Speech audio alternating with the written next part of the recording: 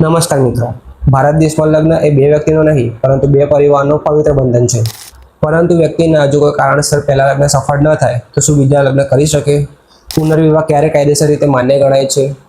અને જો કોઈ વ્યક્તિ કાયદાની વિરુદ્ધમાં જઈને એટલે કે પહેલા લગ્ન ચાલુ હોય અને બીજા લગ્ન કરે તો ત્યારે તેને શું સજા થઈ શકે છે? તે બાબત પર આપણે આ વિડીયોમાં વિગતવાર વાત કરીશું. સૌપ્રથમ તો આપણે હિન્દુ, જૈન, શીખ અને બૌદ્ધ વ્યક્તિની વાત કરીએ તો તેમના બીજા લગ્નના સમયે પ્રથમ લગ્નના જીવનસાથી હયાત ન હોવા જોઈએ.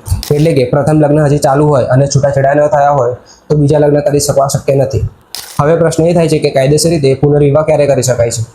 પુનર્વિવાહ કરવા માટેની પહેલી સ્થિતિ એ છે કે તમારા પહેલા લગ્નના પતિ અથવા પત્નીનું અવસાન થઈ ગયું હોવું જોઈએ, ત્યારે તમે પુનર્વિવાહ કરી શકો છો. ત્યારબાદ બીજી સ્થિતિ એ હોય છે કે તમને કોર્ટ દ્વારા કાયદેસરનો છૂટાછેડાનો હુકમ મળી ગયો હોય. ત્યારબાદ ત્રીજી સ્થિતિ એ હોય છે કે કોર્ટ દ્વારા ઘણી વખત પહેલા લગ્ન રદ જાહેર કરવામાં આવે છે, તો તેવા સમયમાં તમે ફરી લગ્ન કરી શકો છો. અને હા, માત્ર સ્ટેમ્પ પેપર પર નોટરી કરાવીને કે સમાજ વચ્ચે બેસીને લીધેલા છૂટાછેડા કાયદેસર ગણાતા નથી.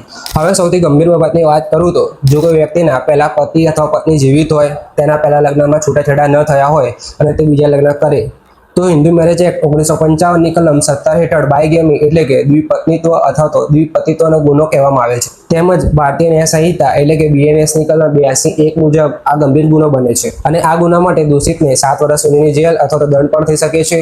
એટલું જ નહીં, જો તમે બીજા લગ્ન કરનાર વ્યક્તિ સાથે પહેલા લગ્નની વાત છુપાવો છો તો તમને BNSની કલમ 82(2) હેઠળ 10 વર્ષ સુધીની જેલ પણ થઈ શકે છે. અને યાદ રાખજો, આવા બીજા લગ્ન કાયદાની નજરમાં શૂન્ય અને અમાન્ય ગણવામાં આવે છે. એટલે કે આવા લગ્નને કાયદામાં કોઈ માન્યતા મળતી નથી. જો કોઈ વ્યક્તિ બીજા લગ્ન કરવા માંગતું હોય તો તેમાં ખાતરી કરવી જરૂરી છે કે તેના પહેલા લગ્ન સંપૂર્ણ રીતે સમાપ્ત થયા છે કે નહીં. નહીંતર ભવિષ્યમાં ફોજદારી કેસ, પારિવારિક વિવાદો અથવા તો સંપત્તિ સંબંધિત મુશ્કેલીઓ ઊભી થઈ શકે છે. જો તમને આ વિડીયોની માહિતી ઉપયોગી લાગી હોય તો વિડીયોને લાઇક અને શેર જરૂરથી કરજો.